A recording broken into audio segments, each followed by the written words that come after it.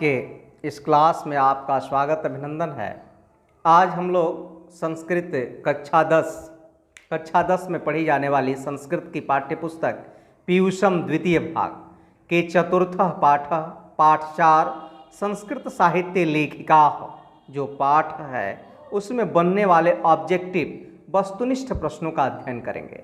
यह वस्तुनिष्ठ प्रश्न हमारे परीक्षा के लिए अत्यंत उपयोगी है क्योंकि 50 नंबर का परीक्षा में ऑब्जेक्टिव ही आएगा और वो इसी पुस्तक और व्याकरण खंड से होगा। तो यह पाठ परीक्षा के दृष्टिकोण से अत्यंत महत्वपूर्ण है, अतः हम लोग इसके ऑब्जेक्टिव प्रश्नों का अध्ययन आरंभ से लेकर के अंत तक करेंगे। अवश्य देखेंगे हमारे छात्र और इसका लाभ उठाएंगे। आइए अब हम लोग प्रथम प्रश्न को देखते हैं। पहला प्रश्न है, समाज की गाड़ी किससे चलती है? समाज की गाड़ी किससे चलती है? तो हमारा उत्तर होगा पुरुष और नारियों से। यह जो समाज की गाड़ी है यह पुरुष और नारियों से चलती है। इन दोनों का समान महत्व है। हम जहाँ हमारा यह पाठ आरंभ हो रहा है उसमें लिखा भी है समाजस्य यानम पुरुषः नारीभिः च चलत्। समाज की जो गाड़ी है वह पुरुष और नारियों से चलती है। प्रश्न संख्या 2 है, विस्तृत संस्कृत साहित्य को किसने संवर्धित किया है? तो जो हमारा यह विस्तृत संस्कृत साहित्य है इसको कवियों एवं शास्त्रकारों ने संवर्धित किया है। संस्कृत साहित्य विस्तृत माने बहुत बड़ा, यह जो बहुत बड़ा संस्कृत साहित्य है इसको किसने संवर्धित किया है? तो हमारा उत्तर होगा कवियों एवं शास्त्रकारों ने। प्रश्न संख्या 3 है, ऋग्वेद में कितनी ऋषिकाओं के मंत्र दर्शन निर्दिष्ट हैं? ऋग्वेद में, तो ऋग्वेद में ऋषिकाओं के मंत्र दर्शन निर्दिष्ट हैं कितने? 24। ऋग्वेदे चतुर्विंशति मैंने पढ़ाया है। ऋग्वेदे चतुर्विंशति, ऋग्वेद में कितनी ऋषिकाओं के मंत्र दर्शन निर्दिष्ट हैं? 24, ध्यान रहना चाहिए। और अथर्ववेद में कितनी ऋषिकाओं के मंत्र दर्शन निर्दिष्ट हैं? 5। यमी, अपाला, उर्वशी, इंद्राणी और वागाम्भृणी, इन 5 ऋषिकाओं के नाम आए हैं। तो ऋग्वेद में 24 और अथर्ववेद में 5। प्रश्न संख्या 5 देखते हैं अब। ऋषि याज्ञवल्क्य की पत्नी मैत्रेयी दार्शनिक रुचि की है कहाँ वर्णित है? बृहदारण्यक उपनिषद में। बृहदारण्यक उपनिषद में यह वर्णित है कि ऋषि याज्ञवल्क्य की जो पत्नी है वह दार्शनिक रुचि की है। राजा जनक की सभा में शास्त्रार्थ करने में कुशल कौन रखते थे? आया है पाठ में, गार्गी और वाचक्नवी। गार्गी और वाचक्नवी राजा जनक के सभा में शास्त्रार्थ करने में कुशल थी। जनकपुर के राजा थे और जगत जननी सीता के पिता थे। तो वैसे राजा जनक के सभा में शास्त्रार्थ करने में कुशल रहती थी कौन? गार्गी और वाचक्नवी। पहले आज भिन्न भिन्न प्रकार के कंपटीशन होते हैं, वहीं उस प्राचीन समय का कंपटीशन था जिसका नाम था शास्त्रार्थ। एकदम 2, 4, 10 विद्वान सम्मुख बैठ करके अपने ज्ञान का प्रदर्शन करते थे और उसी में से उन्हें श्रेष्ठ चुन दिया जाता था कि नहीं उस शास्त्रार्थ में कौन जो है ज़्यादा ज्ञानवान है। प्रश्न संख्या 7 कहता है कि लौकिक संस्कृत साहित्य में कितनी कवयित्रियों का वर्णन प्राप्त है? जो आज का वर्तमान लौकिक समझ ही रहे हैं, एक वैदिक संस्कृत है। वैदिक संस्कृत है जिस काल में वेदों की रचना हुई वह वैदिक संस्कृत है। लेकिन आज जिस संस्कृत का हम और आप अध्ययन कर रहे हैं यह लौकिक संस्कृत है। और इस लौकिक संस्कृत साहित्य में कितनी कवयित्रियों का वर्णन प्राप्त होता है? तो हमारा उत्तर होगा 40। 40 कवयित्रियों का वर्णन प्राप्त होता है लौकिक संस्कृत साहित्य में। प्रश्न संख्या 8 कहता है कि लौकिक संस्कृत साहित्य में 40 कवयित्रियों के कितने पद्य स्पष्ट रूप से प्राप्त होते हैं? तो लौकिक संस्कृत साहित्य में 40 कवयित्रियों के 50 पद्य जो है स्पष्ट रूप से प्राप्त होते हैं। आया भी है पुस्तक में कि लौकिक संस्कृत साहित्य प्रायण 44 कवयित्रीणाम सार्धशतम पद्यानि अस्फुट रूपेण इतस्ततो लभ्यन्ते।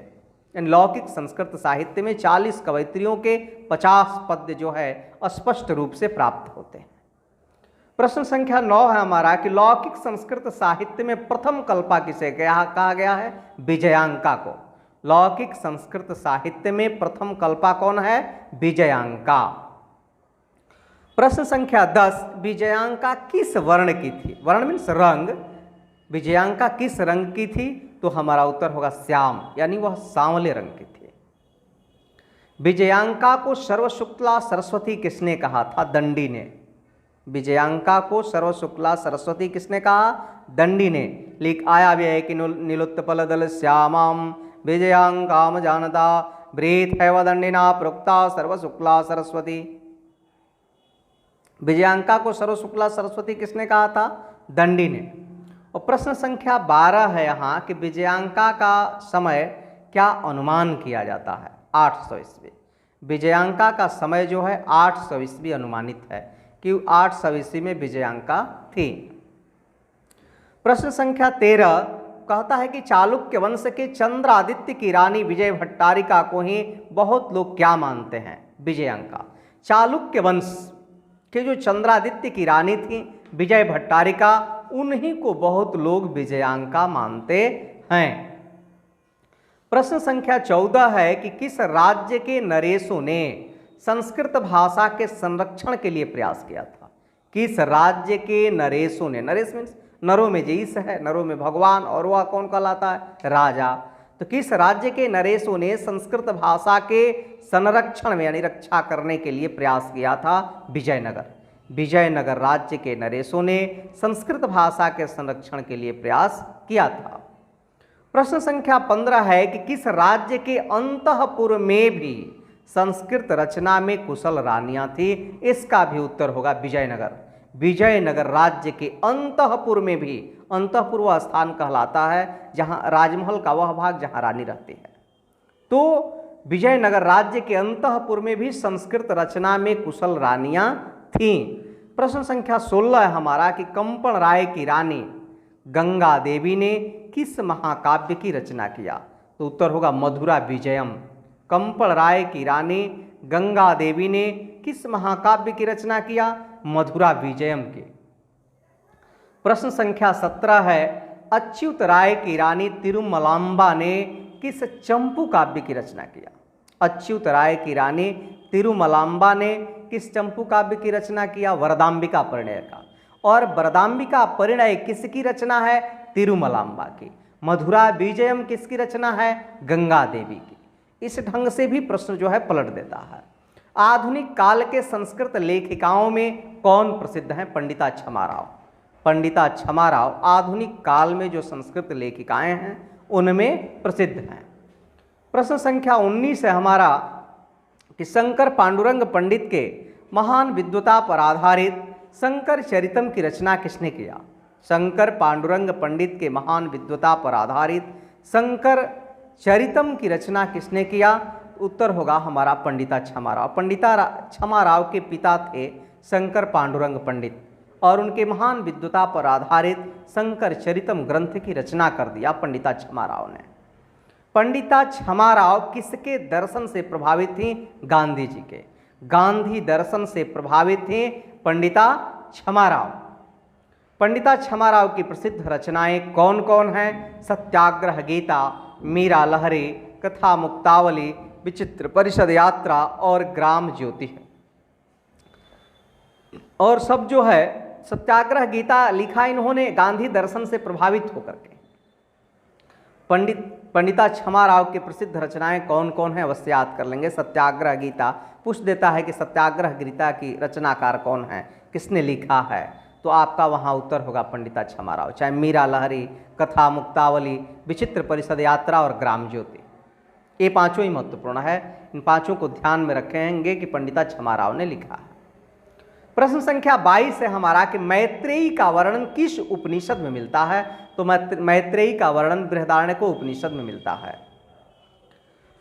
प्रश्न संख्या 23 कहता है कि कंपन राय की रानी कौन थी? कंपन राय की रानी कौन थी? तो उसका उत्तर होगा गंगा देवी। कंपन राय की रानी का नाम था गंगा देवी। और प्रश्न संख्या 24 है बनमाला भवालकर किस काल की संस्कृत कवयित्री थी? बनमाला भवालकर किस काल की संस्कृत कवयित्री थी? वर्तमान काल के। पुष्पा दीक्षित और बनमाला भवालकर का नाम आया है। बनमाला भवालकर किस काल की संस्कृत कवयित्री थी? वर्तमान काल की। प्रश्न संख्या 25 है कि विजय भट्टारिका किनकी पत्नी थी। विजय भट्टारिका किसकी पत्नी थी? तो उत्तर होगा चंद्रादित्य। विजय भट्टारिका चंद्रादित्य की पत्नी थी। महाभारत में किस लेखिका का उल्लेख मिलता है? सुलभा का। महाभारत में किस लेखिका का उल्लेख मिलता है? अत्यंत महत्वपूर्ण प्रश्न है, पूछा है बार बार परीक्षाओं में। महाभारत में किस लेखिका का उल्लेख मिलता है? सुलभा का। और प्रश्न संख्या 27 है कि अच्युत राय कहाँ के राजा थे? विजयनगर के। और अच्युत राय की रानी का क्या नाम था? तिरुमलांबा। प्रश्न संख्या 28 कहता है कि दक्षिण भारतीय संस्कृत लेखिका कौन है? तो दक्षिण भारतीय संस्कृत लेखिकाएं हैं शीला भट्टारिका, देव कुमारिका और रामभद्रांबा। प्रश्न संख्या 29 है काव्यों के रचना और संरक्षण में कौन दत्तावधान थे? स्त्रियां। काव्यों के रचना और उसके संरक्षण में कौन दत्तावधान थे? तो हमारा उत्तर होगा स्त्रियां। पुरुष जो है दत्तचित्त पूछेगा तो पुरुष हो जाएगा, और दत्तावधान काव्यों के रचना और संरक्षण में कौन दत्तचित्त थे? पुरुष। और कौन दत्तावधान थे? तो स्त्रियां। शंकर चरितम जीवन चरित्र किस कवयित्री की रचना है? पंडिता क्षमा राव। और प्रश्न संख्या 31 है कि संस्कृत साहित्य लेखिका पाठ में संस्कृत साहित्य के विकास में किसके योगदान की चर्चा की गई है? महिलाओं के। संस्कृत साहित्य लेखिका पाठ में संस्कृत साहित्य के विकास में किसके योगदान की चर्चा की गई है? तो हमारा उत्तर होगा महिलाओं के। और प्रश्न संख्या 32 है कि संस्कृत साहित्य में प्रयुक्त दीर्घतम समस्त पद यानी बहुत बड़े बड़े पद जो है कहाँ प्राप्त होते हैं? तो हमारा उत्तर होगा वरदाम्बिका परिणय। वरदाम्बिका परिणय में संस्कृत साहित्य में प्रयुक्त दीर्घतम समस्त पद कहाँ प्राप्त होते हैं? वरदाम्बिका परिणय में। और वरदाम्बिका परिणय किसने लिखा? तिरुमलांबा ने। तो ये हमारा अंतिम प्रश्न था। मैंने पाठ 4 के ऑब्जेक्टिव का भी अध्ययन कर लिया हम लोग। जो पाठ 4 है संस्कृत साहित्य लेखिका, अभी 10 पाठ और बचा है। 14 पाठ तक के ऑब्जेक्टिव को हम लोग भली भांति याद कर लेंगे और परीक्षा में एक भी प्रश्न छोड़ेंगे नहीं और छूटे नहीं। इसी उद्देश्य से मैं इस कार्य को कर रहा हूँ। फिर हम नेक्स्ट चैप्टर के साथ मिलते हैं। तब तक के लिए बहुत बहुत धन्यवाद, शुभकामना।